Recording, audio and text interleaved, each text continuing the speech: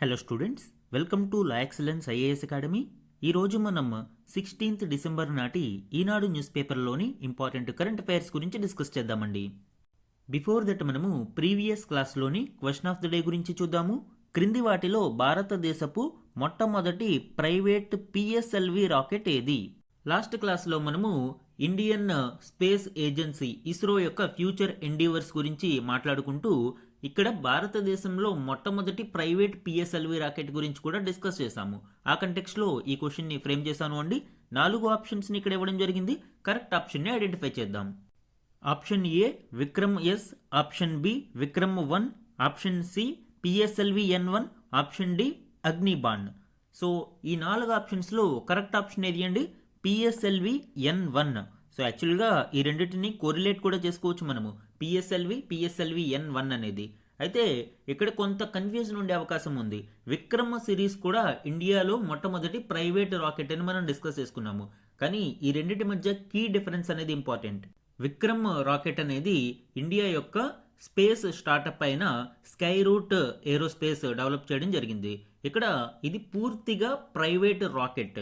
కానీ ఇక్కడ మనం అడిగింది ఏంటి? Private PSLV rocket. అంటే ఇస్రోకి చెందిన పిఎస్ఎల్వి రాకెట్ను త్రూ ట్రాన్స్ఫర్ ఆఫ్ టెక్నాలజీ ద్వారా ప్రైవేట్ సంస్థలకు ఆ టెక్నాలజీని ట్రాన్స్ఫర్ చేసి ఆ సంస్థల సహకారంతో ప్రైవేట్గా పిఎస్ఎల్విని డెవలప్ చేయడం. సో ఈ ప్రైవేట్ పిఎస్ఎల్విని ఎవరు డెవలప్ చేశారు? హిందుస్థాన్ ఏరోనాటిక్స్ లిమిటెడ్తో పాటు L&T సంస్థ డెవలప్ చేయడం జరిగింది. అంటే ఇస్రో సహకారంతో మధ్యలో కాంట్రాక్ట్ అగ్రిమెంట్ ఎవరి ద్వారా? NSIL new space India limited ద్వారా ఈ ప్రైవేట్ కంపెనీల యొక్క కన్సార్టియం ప్రైవేట్ పిఎస్ఎల్విని డెవలప్ చేసింది. ఇక్కడ నూతనంగా కొత్త రాకెట్ని తయారు చేయడం కాదు, మనం అభివృద్ధి చేసుకున్న పిఎస్ఎల్వినే ప్రైవేటు సంస్థల ద్వారా తయారు చేయడం. దీనివలన 2 లాభాలు ఉన్నాయి. ఒకటి, స్పేస్ సెక్టార్లో ప్రైవేట్ సెక్టార్ పార్టిసిపేషన్ పెరుగుతుంది. రెండవది, ఇస్రో ఆపరేషనల్ లాంచెస్ మీద కాకుండా రీసెర్చ్ అండ్ డెవలప్మెంట్ మరియు డీప్ టెక్నాలజీ మీద పరిశోధనలు చేయడానికి అవకాశం లభిస్తుంది. కాబట్టి ఈ ప్రైవేట్ కన్సార్టియం ఆపరేషన్స్ ని ప్రోత్సహించడం జరుగుతుంది. సో ఆన్సర్ ఏమవుతుందండి?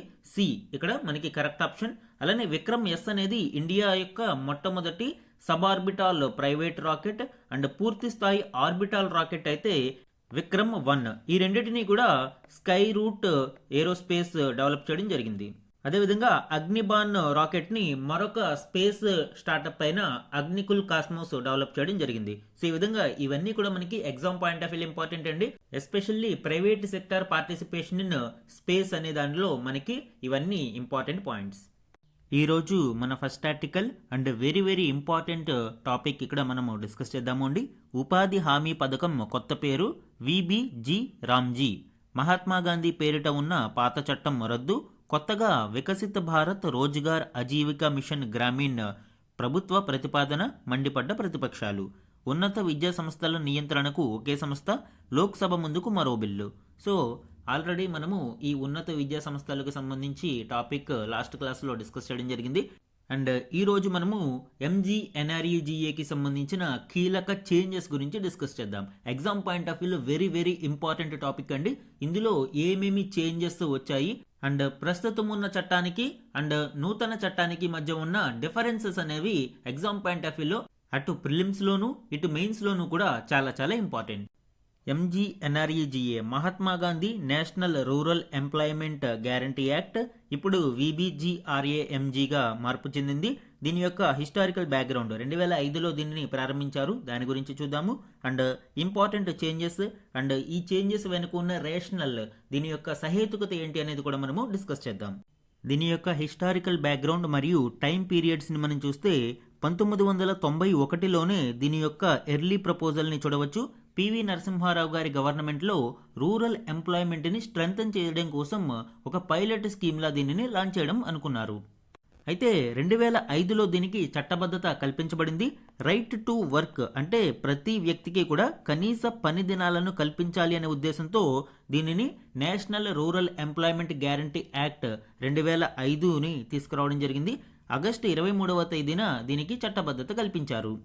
దీని ప్రకారం ప్రతి కుటుంబానికి కనీసం 100 రోజులు పని దినాలను కల్పించాల్సి ఉంటుంది. అండ్ అఫీషియల్గా దీనిని 2006 ఫిబ్రవరి 2వ తేదీన ఆంధ్రప్రదేశ్లోని బండ్లపల్లి అనే గ్రామంలో అప్పటి ప్రధాని పివి నరసింహారావు గారి చేతుల మీదుగా లాంచ్ చేయడం జరిగింది.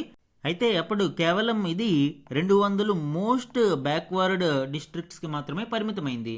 అండ్ తరువాత 2008లో దీనికి యూనివర్సల్ కవరేజ్ ఏప్రిల్ 1 నుంచి అన్ని జిల్లాలకు కల్పించడం జరిగింది. అంటే భారతదేశంలోని ప్రతి జిల్లాకు దీనిని విస్తరించడం జరిగింది. తదుపరి 2009 అక్టోబర్ 2వ తేదీన మహాత్మా గాంధీ జన్మదినాన్ని పురస్కరించుకుని ఈ చట్టానికి MGNREGA Mahatma Gandhi national rural employment guarantee act కింద రీనేమింగ్ చేయడం జరిగింది. అయితే ఇప్పుడు ఈ చట్టం స్థానంలో మరొక నూతన చట్టాన్ని తీసుకురావడానికి డిసెంబర్ 16, 2025వ తేదీన ఒక కొత్త బిల్లును లోక్సభలో ప్రవేశపెట్టారు. దీనికి సంబంధించి మనం చూద్దాము. మహాత్మా గాంధీ జాతీయ గ్రామీణ ఉపాధి హామీ పథకం చట్టం MGNREGAను రద్దు చేస్తూ దాని స్థానంలో ఒక కొత్త చట్టాన్ని కేంద్ర ప్రభుత్వం ప్రతిపాదించింది. వికసిత్ భారత్ రోజ్గార్ ఆజీవికా హామీ mission Gramin VBG Ramji bill 2025 పేరుతో దీనిని లోక్సభ వ్యవహారాల అనుబంధ జాబితాలో సోమవారం పొందుపరిచారు. మారిన సామాజిక ఆర్థిక పరిస్థితులకు అనుగుణంగా చట్టాన్ని బలోపేతం చేయడానికే కొత్త దానిని ప్రతిపాదించినట్లు మంత్రి శివరాజ్ సింగ్ చౌహాన్ ఈ బిల్లు ఉద్దేశాల్లో తెలిపారు. MGNREGA 2005ను ప్రతిపాదిత కొత్త చట్టం రద్దు చేయడంతో పాటు 2047 నాటికి వికసిత భారతాన్ని ఆవిష్కరించాలనే దార్శనిక ఉద్దేశానికి అనుగుణంగా పనిచేస్తుంది అని ఆయన చెప్పారు. ఈ న్యూ బిల్లులోని కొన్ని కీ ప్రపోజల్స్ చూద్దాము. బిల్లులోని వివరాల ప్రకారం పేరు మార్చడంతో పాటు ఉపాధి హామీ పథకం అమలులో గుణాత్మకమైన మార్పులను కేంద్రం తీసుకురానుంది. అందులో భాగంగా కేంద్రం పర్యవేక్షణకే పరిమితం కానుంది. నిర్వహణ, జవాబుదారీతనం రాష్ట్ర ప్రభుత్వాల బాధ్యత కానుంది. రైతులకు కూలీల లభ్యత పెరిగి కూలీ రేట్లు నియంత్రణలో ఉండేందుకు వీలుగా వ్యవసాయ సీజన్లో 60 రోజుల పాటు ఉపాధి హామీ పనులను నిలిపివేయాలని ప్రతిపాదించారు. స్టాట్యూటరీ పాజ్ అనేది కూడా మనం ఇక్కడ 60 రోజుల పాటు చూడవచ్చు. ఉపాధి కల్పించడంతో పాటు 4 ప్రాధాన్య రంగాలలో చిరకాలం మన్నే మౌలిక వసతుల కల్పనకు కొత్త చట్టం వీలు కల్పిస్తుంది. ప్రతి పనిని వ్యూహాత్మక దృష్టితో చేపడతారు. జలభద్రత, మౌలిక వసతుల కల్పన, జీవనోపాధి సృష్టి, వాతావరణ మార్పులను తట్టుకుని నిలిచే నిర్మాణ పనులపై దృష్టి సారించి వాటి ద్వారా గ్రామీణ ప్రాంతాలకు ఉపయోగపడే ఆస్తులను కల్పిస్తారు. అలానే ఇందులో టెక్నాలజికల్ ఇంటిగ్రేషన్కి కూడా అధిక ప్రాధాన్యతను కల్పించారు. NREGAలోని ఫ్రాడ్ని అరికట్టడం కోసం డిజిటల్ హాజరు, డిజిటల్ చెల్లింపులతో పాటు డేటా ఆధారిత ప్రణాళికలకు ప్రాధాన్యతనిస్తారు. మనకి మెయిన్స్ ఆన్సర్ రైటింగ్లో మేజర్ చేంజెస్తో పాటు రిలేటెడ్ సెక్షన్స్ కూడా ఇంపార్టెంట్ అండి. VBG రామ్జీ బిల్లులోని సెక్షన్ 3 క్లాజ్ 1 ప్రకారం ఎక్స్పాన్షన్ ఆఫ్ ఎంప్లాయ్మెంట్ డేస్ ఇప్పటి వరకు 100 రోజుల కనీస పని దినాలను ఒక కుటుంబానికి కల్పిస్తే ఇప్పుడు దానిని 125 రోజులకు పెంచడానికి బిల్లులో ప్రతిపాదించడం జరిగింది. అలానే సెక్షన్ 22 క్లాజ్ 2 ప్రకారం ఫండింగ్ ప్యాటర్న్లో కూడా చేంజెస్ అనేవి తీసుకువచ్చారు. MGNREGAలో వేజ్ కాస్ట్ 100% సెంట్రల్ గవర్నమెంటే భరించాల్సి ఉండేది. అయితే ఇప్పుడు ఈ న్యూ ప్రపోజల్స్ ఆధారంగా సెంటర్ అండ్ స్టేట్ గవర్నమెంట్స్ 60:40 రేషియోలో ఈ వేజ్ కాస్ట్ను భరించాల్సి ఉంటుంది. అండ్ నార్త్ ఈస్టర్న్ మరియు హిల్లీ స్టేట్స్ అయితే 90:10 అండ్ యూటీస్ యూనియన్ టెరిటరీస్ అయితే 100% సెంట్రల్ గవర్నమెంట్ భరించాల్సి ఉంటుంది. అలానే సెక్షన్ 4 క్లాజ్ 5 మరియు క్లాజ్ 6 ప్రకారం నార్మేటివ్ అలొకేషన్ అంటే సెంట్రల్ గవర్నమెంట్ ఈ అలొకేషన్ని ఫిక్స్ చేయడం జరుగుతుంది. బియాండ్ దట్ ఏదైనా ఎక్స్పెండిచర్ జరిగితే దానిని రాష్ట్ర ప్రభుత్వాలే భరించాల్సి ఉంటుంది. అలాగే వన్ ఇంపార్టెంట్ ప్రపోజల్ మనకి ఇందులో చూడవచ్చండి. ఈ బిల్లులో సెక్షన్ 6 క్లాజ్ 1 మరియు క్లాజ్ 2 ద్వారా స్టాట్యూటరీ పాజ్ అంటే ఖచ్చితంగా 60 రోజుల పాటు రాష్ట్ర ప్రభుత్వాలు ఈ ఉపాధి హామీ పథకం యొక్క పనులను నిలిపివేయాల్సి ఉంటుంది. దీనిని ఎప్పుడు పీక్ అగ్రికల్చరల్ యాక్టివిటీస్ టైంలో నిలిపివేయాల్సి ఉంటుంది. తద్వారా రైతులకు వ్యవసాయ పనుల కోసం కూలీలు దొరకడం లేదు అనే అవస్థ అనేది తప్పుతుంది. దీనిని రాష్ట్ర ప్రభుత్వాలు వాటి యొక్క అగ్రికల్చరల్ యాక్టివిటీస్ మరియు పీక్ సీజన్ ఆధారంగా ముందుగానే నోటిఫై చేయాల్సి ఉంటుంది. ఇది VBG రామ్జీ బిల్ యొక్క ఇంపార్టెంట్ డీటెయిల్స్ అండి. ఎగ్జామ్ పాయింట్ ఆఫ్ వ్యూలో ఇది చాలా చాలా ఇంపార్టెంట్ టాపిక్ మనకి. MGNREGA మరియు VBG రామ్జీకి మధ్య కీ డిఫరెన్సెస్ ఒకసారి చూద్దాము. MGNREGAలో 100 వేజ్ ఎంప్లాయ్మెంట్ డేస్ ఉంటే ఇక్కడ VBG RMAGకి 125 డేస్కి ఎక్స్పాండ్ చేయడం జరిగింది. అలానే దీనిలో work scattered across categories, no robust national strategy. కానీ ఈ నూతన బిల్లులో లోకలైజ్డ్ ప్లానింగ్కి ఇంపార్టెన్స్ ఇస్తారు. మ్యాండేట్స్ వికసిత్ గ్రామ్ పంచాయత్ ప్లాన్స్, పంచాయతీల యొక్క వికసిత్ గ్రామ్ ప్లాన్లకు అనుగుణంగా అక్కడ కొన్ని ప్రపోజల్స్ అయితే చేయడం జరుగుతుంది. ఫండింగ్ ప్యాటర్న్ మనం చూస్తే center bears unskilled wage costs, state bears unemployment allowance. కానీ ఈ నూతన బిల్లులో state cost sharing for wages around 60:40 for most states, 90:10 for certain special category regions like north eastern states, hilly regions ఇలాగా, and 100% for union territories. అలానే no explicit statutory pause window అనేది మనం ఇక్కడ చూడవచ్చు. కానీ ఈ నూతన బిల్లులో సెక్షన్ 6 క్లాజ్ 1 క్లాజ్ 2 స్టాట్యూటరీ పాస్ని ప్రపోజ్ చేశాయి. ఒక ఫైనాన్షియల్ ఇయర్లో స్టేట్స్ అరౌండ్ 60 డేస్కి ఈ పాస్ని నోటిఫై చేయవచ్చు. Wage payment within a stipulated time window, weekly wage payments mandated, fortnight at most. నూతన బిల్లు ప్రకారం ప్రతి వారం చెల్లింపులు చెల్లించే విధంగా ఉంటుంది. మ్యాక్సిమం అట్మోస్ట్ 15 డేస్ లోపు బిల్లులు అయితే చెల్లించాల్సి ఉంటుంది. ఎంజీ నరేగాలో గ్రామ పంచాయత్ ప్లానింగ్ అనేది సెంట్రల్గా ఉండేది. అయితే ఈ న్యూ బిల్లులో ఇన్స్టిట్యూషనలైజ్డ్ కన్వర్జెన్స్ అండ్ ఇన్ఫ్రాస్ట్రక్చర్ ప్లానింగ్కి ప్రాధాన్యతని ఇవ్వడం జరిగింది. ఇవి ఎంజీ నరేగా మరియు విబీజీ రామ్జీకి మధ్య కీ డిఫరెన్సెస్. మన నెక్స్ట్ ఆర్టికల్ చూడండి, పులుల గణన ప్రారంభం.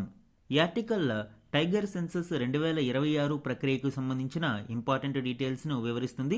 ఇందులోని కీ పాయింట్స్ ఇప్పుడు చూద్దాం. దేశంలో పులుల గణన ప్రక్రియ ఉత్తరాఖండ్లోని జిమ్ కార్బెట్ నేషనల్ పార్కుతో పాటు వివిధ జంతు అభయారణ్యాలలో ఆదివారం ప్రారంభమైంది.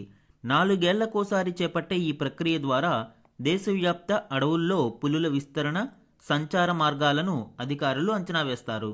ఈ ప్రక్రియ మొత్తం 3 విడతల్లో జరగనుంది అండి. ఈ 3 విడతల్లో జరిగే పులుల గణనను అధికారులు శాస్త్రీయంగా నిర్వహించనున్నారు. ఇందుకోసం అధునాతన సాంకేతికతను వినియోగించనున్నారు. లాస్ట్ సెన్సస్ మనకి 2022లో నిర్వహించారు. సో ఆ సెన్సస్ ప్రకారం ప్రస్తుతం భారతదేశంలో 3167 పులులు ఉన్నాయి. ఎగ్జామ్ పాయింట్ ఆఫ్ వ్యూలో మనకి టైగర్ సెన్సస్ అనేది ఇంపార్టెంట్ అండి. నెక్స్ట్ ఇయర్ దీని యొక్క కంప్లీట్ డేటా బయటకు రానుంది. అండ్ ఈ టైగర్ సెన్సస్ ఏ విధంగా నిర్వహిస్తారో కూడా మనం చూద్దాం. ఇప్పుడు నిర్వహించబోయే టైగర్ సెన్సస్ 6th సైకిల్ అండి. ఇప్పటి వరకు 5 సార్లు ఈ పులుల గణన ప్రక్రియ అనేది జరిగింది. ఈ 6th cycle of all India tiger estimation అనేది అఫీషియల్గా 2025 డిసెంబర్ నుంచి ప్రారంభమైంది. దీనిని ఎవరు నిర్వహిస్తారు?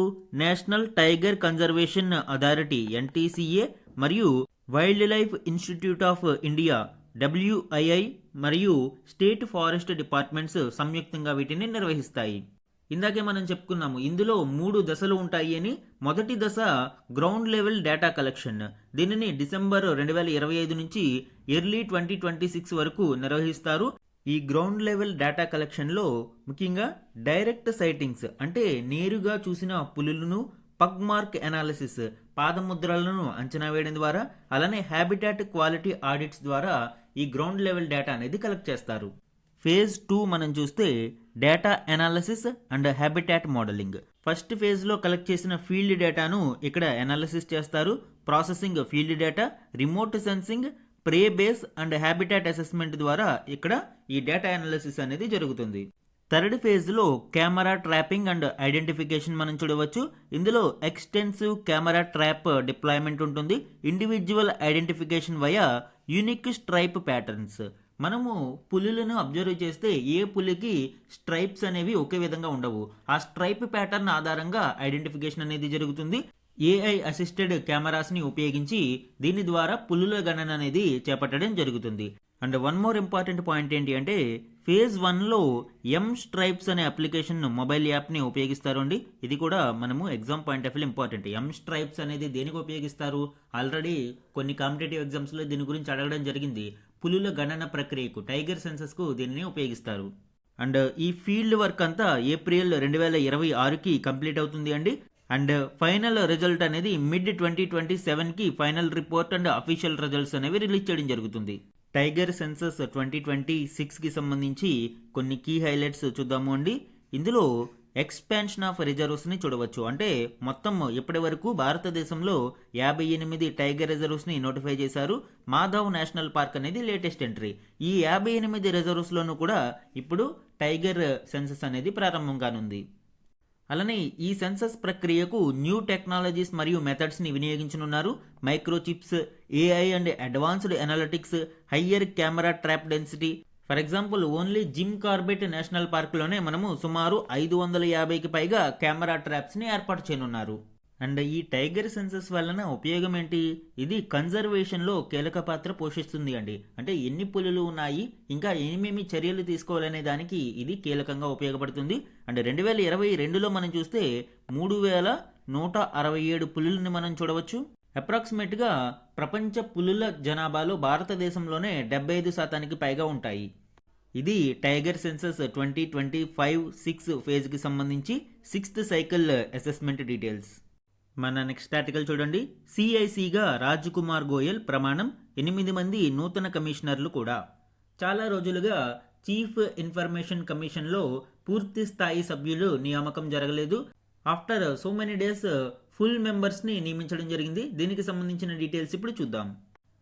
సమాచార ప్రధాన కమిషనర్ సిఐసిగా మాజీ ఐఏఎస్ అధికారి, న్యాయశాఖ మాజీ కార్యదర్శి రాజ్ కుమార్ గోయల్ ప్రమాణ స్వీకారం చేశారు.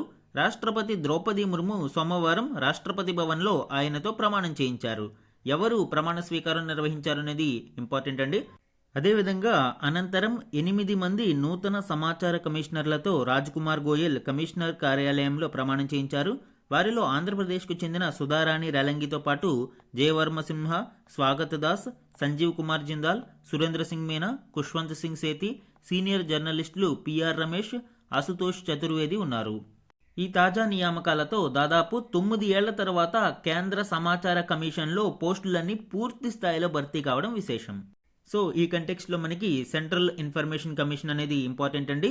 దీని యొక్క డీటెయిల్స్ చూద్దాము. ఇది ఒక independent statutory body under right to information act 2005. కాబట్టి ఇది రాజ్యాంగబద్ధ సంస్థ కాదు, చట్టబద్ధ సంస్థ మాత్రమే. And it promotes transparency and accountability. And ఇది final appellate authority for RTI requests. ఇక్కడ కంపోజిషన్ మనం చూస్తే చీఫ్ ఇన్ఫర్మేషన్ కమిషనర్తో పాటు మొత్తం up to 10 other information commissioners ఉంటారు. అండ్ ప్రస్తుతం ఈ చీఫ్ ఇన్ఫర్మేషన్ కమిషనర్గా రాజ్ కుమార్ గోయల్ నియమితులయ్యారు. ఆల్రెడీ మనము అపాయింట్మెంట్ ప్రాసెస్ గురించి లాస్ట్ క్లాస్లో డిస్కస్ చేయడం జరిగింది. సెలక్షన్ కమిటీ ఉంటుంది. ఈ సెలక్షన్ కమిటీలో ప్రైమ్ మినిస్టర్ అధ్యక్షుడిగా ఉంటారు, లీడర్ ఆఫ్ అపోజిషన్ మరియు ప్రైమ్ మినిస్టర్ చే నామినేట్ చేయబడే యూనియన్ క్యాబినెట్ మినిస్టర్ ఉంటారు. వీళ్ళ యొక్క రికమెండేషన్ని ప్రెసిడెంట్ ఆఫ్ ఇండియాకి పంపిస్తారు. ఈ సెలక్షన్ కమిటీ రికమెండేషన్స్ ఆధారంగా ప్రెసిడెంట్ ఆఫ్ ఇండియా వీరిని నియమించడం జరుగుతుంది. And tenure and service conditions మనం చూస్తే term around 3 years or 65 years వచ్చే వరకు, అంటే 3 సంవత్సరాల పదవీ కాలం లేదా అతనికి లేదా ఆమెకు 65 సంవత్సరాల వయసు వచ్చే వరకు పదవిలో ఉంటారు. అండ్ నో రీఅపాయింట్మెంట్, తిరిగి పునర్నియామకానికి అవకాశం ఉండదు. ప్రమోషన్ టు సిఐసి పాసిబుల్, అంటే other information commissioners chief information కమిషనర్గా అవకాశం ఉంటుంది. ఇది కూడా టోటల్ టెన్యూర్ మ్యాక్సిమం 5 years మాత్రమే ఉంటుంది. అంటే 3 సంవత్సరాలు ఇన్ఫర్మేషన్ కమిషనర్గా చేసిన వ్యక్తి తదుపరి కేవలం 2 సంవత్సరాలు మాత్రమే చీఫ్ ఇన్ఫర్మేషన్ కమిషనర్గా కొనసాగుతారు. ఎందుకంటే మ్యాక్సిమం టోటల్ టెన్యూర్ వచ్చి 5 years మాత్రమే ఉంటుంది. శాలరీ అండ్ కండిషన్స్ సెక్యూర్డ్గా ఉంటాయి. అండ్ మధ్యలో వీటిని మార్చడానికి, ఈ వ్యక్తులకు డిసడ్వాంటేజ్ కలిగించడానికి పార్లమెంటుకు అధికారం ఉండదు. అండ్ రిమూవల్ ప్రాసెస్ కూడా మనం చూడవచ్చు. ఇక్కడ 2 విధాలుగా రిమూవల్ ప్రాసెస్ ఉంటుంది. డైరెక్ట్లీ బై ప్రెసిడెంట్ లేదా with supreme court enquiry. Directly by president ఏ విధంగా ఇన్సాల్వెన్సీ కానీ, moral turpitude, paid employment outside, mental or physical infirmity and financial interest prejudice, ఇవన్నీ కూడా డైరెక్ట్గా ప్రెసిడెంట్ తీయడానికి కలిగిన కారణాలు. ఇంకా సుప్రీంకోర్టు ఎంక్వైరీ ద్వారా ఏ విధంగా ప్రూవెన్ మిస్బిహేవియర్ ఆర్ ఇన్కెపాసిటీ అయితే సుప్రీంకోర్టు ఇక్కడ ఎంక్వైరీ ద్వారా వీరిని రిమూవ్ చేయడానికి అవకాశం ఉంటుంది. ప్రెసిడెంట్ సుప్రీంకోర్టుకి రిఫర్ చేస్తారు. సుప్రీంకోర్టు దీనిని కన్ఫర్మ్ చేస్తే ప్రెసిడెంట్ రిమూవ్ చేయడం జరుగుతుంది.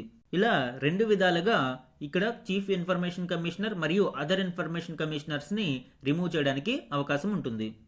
ఇది సెంట్రల్ ఇన్ఫర్మేషన్ కమిషన్కి సంబంధించిన ఇంపార్టెంట్ డీటెయిల్స్. మన నెక్స్ట్ ఆర్టికల్ చూడండి. భారత్ అమెరికా ఒప్పంద షరతులపై అతి త్వరలో తుది నిర్ణయం. ఈ ఆర్టికల్ ఇండియా యుఎస్ ట్రేడ్ డీల్కి సంబంధించిన కీ ఇన్సైట్స్ గురించి వివరిస్తుంది. ఇందులోని ఇంపార్టెంట్ పాయింట్స్ ఇప్పుడు చూద్దాం. భారత్ అమెరికా మధ్య ద్వైపాక్షిక వాణిజ్య ఒప్పంద షరతులపై తుది నిర్ణయానికి రావడానికి అతి సమీపంలో ఉన్నట్లు వాణిజ్య కార్యదర్శి రాజేష్ అగర్వాల్ పేర్కొన్నారు. ఇరు దేశాల ప్రతినిధులు చర్చల్లో చురుగ్గా పాల్గొంటున్నట్లు ఆయన తెలిపారు. ద్వైపాక్షిక వాణిజ్య ఒప్పందంపై ఒప్పంద షరతులపై 2 సమాంతర చర్చలను అమెరికాతో చేపట్టినట్లు రాజేష్ అగర్వాల్ పేర్కొన్నారు. చర్చలు తుది దశలో ఉన్నందున మరో దఫా సంప్రదింపులకు అవకాశం ఉంది అని వివరించారు. ఒప్పందం పూర్తికి ముందు భౌతికంగా ఒకటి, వర్చువల్గా మరొక సమావేశం జరగొచ్చని ఆయన వివరించారు. అలానే మెక్సికో ట్రేడ్ డీల్ గురించి కూడా మనం ఇక్కడ చూడవచ్చండి. మెక్సికోతో ప్రిఫరెన్షియల్ ట్రేడ్ అగ్రిమెంట్ని కుదుర్చుకోవడానికి భారతదేశం ప్రతిపాదించింది అని ఆయన పేర్కొన్నారు. ఇటీవల మెక్సికో కొన్ని నిబంధనలను ట్రేడ్ పరంగా విధించింది. ఆ నిబంధనల ప్రకారం తమతో స్వేచ్ఛా వాణిజ్య ఒప్పందం అంటే ఫ్రీ ట్రేడ్ అగ్రిమెంట్ లేని భారత్, చైనా, దక్షిణ కొరియా, థాయిలాండ్, ఇండోనేషియా వంటి దేశాల ఉత్పత్తులపై 5-50% వరకు సుంకాలు విధించాలి అని మెక్సికో నిర్ణయించింది. అందుకే ఇప్పుడు భారతదేశం మెక్సికోతో ఈ ప్రిఫరెన్షియల్ ట్రేడ్ అగ్రిమెంట్ కుదుర్చుకోవడానికి ప్రతిపాదించడం చూడవచ్చు. ఫ్రీ ట్రేడ్ అగ్రిమెంట్కు సమయం ఎక్కువగా పట్టే అవకాశం ఉంది కాబట్టి ప్రిఫరెన్షియల్ ట్రేడ్ అగ్రిమెంట్కు మొగ్గు చూపుతున్నాము అని ఆయన వివరించారు. ఈ కంటెక్స్ట్లో మనము hierarchy of different trade agreements గురించి కూడా చూద్దాము అండి. ఇక్కడ ప్రిఫరెన్షియల్ ట్రేడ్ అగ్రిమెంట్ అనేది one of the basic level trade అగ్రిమెంట్గా చెప్పవచ్చు. ఈ ప్రిఫరెన్షియల్ ట్రేడ్ అగ్రిమెంట్ లేదా పీటీఐలో reduced tariffs on the agreed number of goods అంటే ఇన్ని గూడ్స్కి మేము ఇంత టారిఫ్ని తగ్గిస్తాము అని ఒక ట్రేడ్ అగ్రిమెంట్ అనేది కుదుర్చుకోవచ్చు. ఇది పీటీఏ. ఇప్పుడు భారతదేశం ఎఫ్టీఏ ఫ్రీ ట్రేడ్ అగ్రిమెంట్ చేసుకోవడానికి సమయం పడుతుంది కాబట్టి పీటీఏని ప్రిఫర్ చేస్తుంది. అండ్ నెక్స్ట్ లెవెల్కి వెళ్ళేటప్పటికి ఇది ఫ్రీ ట్రేడ్ అగ్రిమెంట్. ఇందులో మోస్ట్ నెంబర్ ఆఫ్ గూడ్స్ అనేవి ఈ రెడ్యూస్డ్ టారిఫ్ కంటెక్స్ట్లోకి వస్తాయి. దీని తర్వాత మనము సిఈసిఏ లేదా CEPA comprehensive economic cooperation, comprehensive economic partnership agreement అని చూస్తాము. ఈ కాంప్రహెన్సివ్ ఎకనామిక్ కోఆపరేషన్స్లో additional agreement on areas like regulatory issues, services investment, competition, government procurement, disputes etcetera ఇవన్నీ కూడా ఈ సిఈపిఏ సిఈసిఏలో మనం చూడవచ్చు. ఇంకా next level custom union. Custom union అంటే zero duty trade among countries and common tariffs against rest of the world. వీళ్ళందరూ ఒక గ్రూప్గా జాయిన్ అయ్యి ఆ గ్రూప్లో ఉన్న కంట్రీలన్నిటిలోనూ జీరో డ్యూటీ అనేది ఉంటుంది వాళ్ళ కంట్రీస్ మధ్య ట్రేడ్ జరిగినప్పుడు. అలానే మిగతా దేశాలతో వ్యాపారం చేసినప్పుడు అన్ని దేశాలు కూడా ఒకే విధమైన టారిఫ్స్ అనేవి ఆ దేశాల మీద విధిస్తాయి. సో దీనినే మనము కస్టమ్ యూనియన్ అని చెప్పవచ్చు. దీనికి బెస్ట్ ఎగ్జాంపుల్ మనము గల్ఫ్ కోఆపరేషన్ కౌన్సిల్, అలానే సదర్న్ కామన్ మార్కెట్ మెర్కోజార్ అని పిలుస్తాము. అదేవిధంగా యూరోపియన్ యూనియన్, ఇవన్నీ కూడా కస్టమ్ యూనియన్కి ఎగ్జాంపుల్గా మనం చెప్పవచ్చు. నెక్స్ట్ లెవెల్ మనము హైరార్కీ చూస్తే కామన్ మార్కెట్స్. ఇందులో free movements of labour, capital, harmonised technical standards etcetera complete free movement అనేది ఇందులో చూడవచ్చు. కామన్ మార్కెట్గా దీన్ని మనం భావించవచ్చు. దీనికి కూడా మనము యూరోపియన్ యూనియన్ని చెప్పవచ్చు, ఈస్ట్ ఆఫ్రికన్ కమ్యూనిటీని చెప్పవచ్చు, మెర్కోజర్ని చెప్పవచ్చు. ఇవన్నీ కూడా కామన్ మార్కెట్కి ఎగ్జాంపుల్స్. ఇంకా హయ్యెస్ట్ లెవెల్ ఆఫ్ ట్రేడ్ అగ్రిమెంట్స్లో మనం చూస్తే deepest level of integration, common economic policies institutions. అంటే మొత్తం అన్ని దేశాలకి కూడా ఒకే విధమైన ఎకనామిక్ పాలసీ ఉంటుంది, ఒకే విధమైన కరెన్సీలో ట్రేడ్ అనేది చేసుకోవచ్చు. అండ్ ఇన్స్టిట్యూషన్స్ కూడా ఒకే రకమైన ఇన్స్టిట్యూషన్స్ గవర్న్ చేస్తాయి. ఒకే ఇన్స్టిట్యూషన్ మొత్తం అన్ని దేశాలకి వర్తిస్తుంది. ఇది ఎకనామిక్ యూనియన్. EU దీనికి బెస్ట్ ఎగ్జాంపుల్. సో ఇవి different hierarchy of trade agreements. And ప్రస్తుతం భారతదేశం ఇందులో పీటీఏ అగ్రిమెంట్స్ని కలిగి ఉంది, అనేక ఫ్రీ ట్రేడ్ అగ్రిమెంట్స్ని కలిగి ఉంది, కొన్ని దేశాలతో సిఈసిఏ మరియు సిఈపిఏ కూడా కలిగి ఉంది. కానీ కస్టమ్ యూనియన్లో కానీ, కామన్ మార్కెట్లో కానీ, ఈ ఎకనామిక్ యూనియన్లో కానీ ఎందులోనూ భాగస్వామిగా లేదు. నెక్స్ట్ ఆర్టికల్ చూడండి, స్వావలంబన కోసం. ఈ ఆర్టికల్ భారతదేశంలో ఇటీవల విస్తరిస్తున్న మెడికల్ డివైజెస్ మ్యానుఫ్యాక్చరింగ్ ఇండస్ట్రీ గురించి వివరిస్తూ ఉంది. ఇందులో ముఖ్యంగా ఇటీవల గత 5 ఏళ్లలో వివిధ రాష్ట్రాలు, యూనియన్ టెరిటరీస్లో వైద్య పరికరాల తయారీకి కేంద్రం జారీ చేసిన లైసెన్సుల మంజూరు గురించి వివరిస్తుంది. దీనికి సంబంధించిన ఆధారం లోక్సభలో కేంద్రం వెల్లడించిన వివరాలు అండి. ఇందులోని ఇంపార్టెంట్ పాయింట్స్ ఇప్పుడు చూద్దాం. స్టెథోస్కోపులు మొదలు ఎంఆర్ఐ స్కానర్లు, పేస్ మేకర్లు, వెంటిలేటర్ల దాకా అన్నిటినీ మనము విదేశాల నుంచి దిగుమతి చేసుకుంటూ ఉండడం వలన వైద్య వ్యయం పెరుగుతుంది. ఈ నేపథ్యంలో ఇటీవల పిఎల్ఐ ప్రొడక్షన్ లింక్డ్ ఇన్సెంటివ్ పథకం ద్వారా వైద్య పరికరాల తయారీకి కేంద్రం ఊతమిస్తుంది. దాంతో ప్రస్తుతం $1,500 కోట్ల ఉన్న దేశీయ వైద్య పరికరాల పరిశ్రమ 2030 నాటికి అంతకు 3.5 రెట్లకు పైగా వృద్ధి చెందుతుంది అని అంటున్నారు. సో ఈ నేపథ్యంలో గత 5 ఏళ్లలో ఆయా రాష్ట్రాలు, యూనియన్ టెరిటరీలలో వైద్య పరికరాల తయారీకి కేంద్రం ఎన్ని లైసెన్సులను మంజూరు చేసింది అనేది చూద్దాము.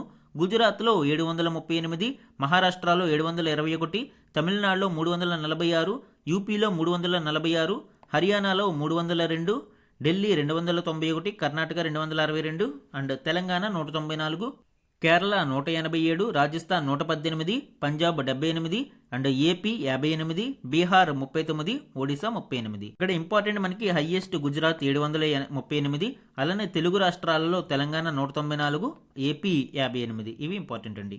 ఈరోజు మన క్వశ్చన్ ఆఫ్ ద డే గురించి చూడండి. ప్రధాన సమాచార కమిషనర్ పదవీ కాలం గురించి ఈ క్రింది ప్రకటనలను పరిశీలించండి. ఈరోజు సిఐసి గురించి మరియు రాజ్ కుమార్ గోయల్ గారు సిఐసిగా నియమితులవడం గురించి డిస్కస్ చేశాము. ఆ కంటెక్స్ట్లో కంప్లీట్ డీటెయిల్స్ మనము కవర్ చేయడం జరిగింది.